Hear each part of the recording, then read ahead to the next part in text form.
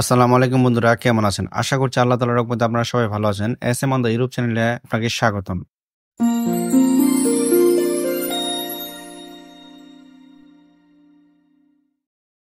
আজকে ২৮ নভেম্বর ২০২৪ বৃহস্পতিবার। আজকের সাপ্তাহিক শেষ দিনটিতে বিএফএস গ্লোবাল ও ইতালি এম্বাসির সামনে প্রচুর সংখ্যক রিটার্ন পাসপোর্ট নেওয়ার জন্য এবং ভিসা নেওয়ার জন্য মানুষ উপস্থিত হয়েছিলেন। এই দিনটিতে বিএফএস গ্লোবাল কি পরিমাণ পাসপোর্ট রিটার্ন দিয়েছে এবং ভিসা দিয়েছে এই সম্পর্কে আপনাদের সাথে বিস্তারিত আলোচনা করব। এছাড়া ভিডিওতে আরো থাকছে বিএফএস গ্লোবাল থেকে পাসপোর্ট রিটার্ন নেওয়াটা কি খুবই জরুরি নাকি না নিলে কোনো সমস্যা হবে, এই সম্পর্কে আপনাদের সাথে কথা বলবো। তার আগে আপনাদের কাছে একটা অনুরোধ থাকবে, যারা আমার চ্যানেলতে নতুন রয়েছেন দয়া করে চ্যানেলটি সাবস্ক্রাইব করে রাখবেন যেন আমাদের ইউরোপ সংক্রান্ত সকল ভিডিও আপনাদের কাছে পৌঁছে যায়। আপনারা জানেন বৃহস্পতিবার হলো বিএফএস গ্লোবালের সাপ্তাহিক শেষ দিন। বিএফএস গ্লোবালে সাপ্তাহিক প্রথম দিন রবিবার এবং বৃহস্পতিবারে পাসপোর্ট রিটার্ন নেওয়ার জন্য প্রচুর সংখ্যক মানুষ আসে এবং বিএফএস গ্লোবালও তাদেরকে অনেক পরিমাণ পাসপোর্ট রিটার্ন দিয়ে থাকে। আজকে বিএফএস গ্লোবালে পাসপোর্ট রিটার্নের সংখ্যা ছিল প্রায় 550-এর উপরে এবং মোট ভিসার পরিমাণ ছিল প্রায় 15টি। এর মধ্যে ফ্যামিলি ভিসা ছিল 5টি, ওয়ার্ক ভিসা মানে স্পন্সর ভিসা ছিল 1টি, এগ্রিকালচার ভিসা ছিল 2টি।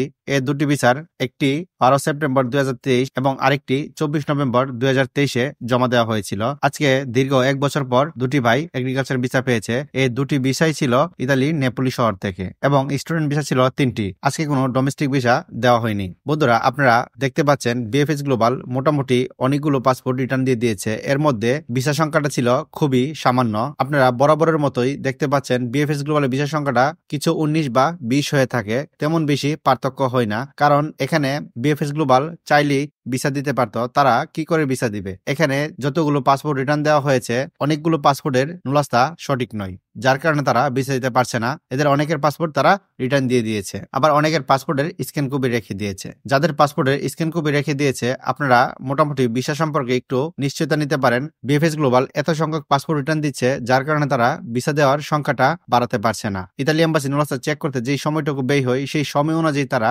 ভিসা ততটুকু দিতে পারছে না। ভিসা তাদের কাছে আরো জমা রয়েছে, তারা চাই প্রতিদিন একটা নির্দিষ্ট পরিমাণ ক্যাটাগরির মধ্যে ভিসা দেওয়ার জন্য। অতিরিক্ত বেশিও তারা ভিসা দেবে না, আবার অতিরিক্ত কমও তারা ভিসা দিবে না। তাই যারা অরিজিনাল নুলাস্তা জমা দিয়েছেন বা রিটার্ন পাসপোর্ট নিয়েছেন তাদের জন্য আগামী দিনটি খুব ভালো হতে যাচ্ছে। আজকে যে বিষয়টি আপনার সাথে কথা বলবো সেটি হচ্ছে, যারা বিএফএস গ্লোবাল থেকে এখনো পাসপোর্ট রিটার্ন নেননি বা হয়তো ভাবছেন রিটার্ন না নিলে আপনাদের কোনো সমস্যা হবে না, পাসপোর্টটি এখানেই ফেলে রাখবেন, এটি আপনাদের জন্য একটি ভুল ধারণা। বিএফএস গ্লোবাল থেকে পাসপোর্ট রিটার্ন নেওয়ার পর আপনাদের পরবর্তী যে একটি ভালো সময় অপেক্ষা করছে সেটি হয়তো আপনারা জানেন না। আপনারা মনে করছেন যে পাসপোর্টটি যদি আপনারা রিটার্ন না নেন ইতালি এম্বাসি আপনাদেরকে ভিসা দিয়ে দেবে, তার মানে আপনি ইতালি এম্বাসি বা বিএফএস গ্লোবালের উপর একটি চাপ প্রয়োগ করছেন। আপনি যদি পাসপোর্টটি না রিটার্ন নেন আপনার পাসপোর্টটি তারা টেবিলের নিচে বা অন্য একটি জায়গায় তারা রেখে দিবে। আর যদি আপনার পাসপোর্টটি রিটার্ন নিয়ে নেন এবং আপনার নুলাস্তাটি যদি সঠিক হয়ে থাকে তাহলে অল্প কিছুদিনের ভিতরে আপনি আবার পুনরায় ডাক পেতে পারেন ভিসা নেওয়ার জন্য। তাহলে আপনারা বুঝতে পারছেন, যদি আপনারা পাসপোর্টটি রিটার্ন নিয়ে নেন পুনরায় আপনারা ডাক পেতে পারেন, আর যদি আপনারা পাসপোর্টটি রিটার্ন নাই নেন তাহলে কি করে আপনারা পুনরায় ডাক পাবেন?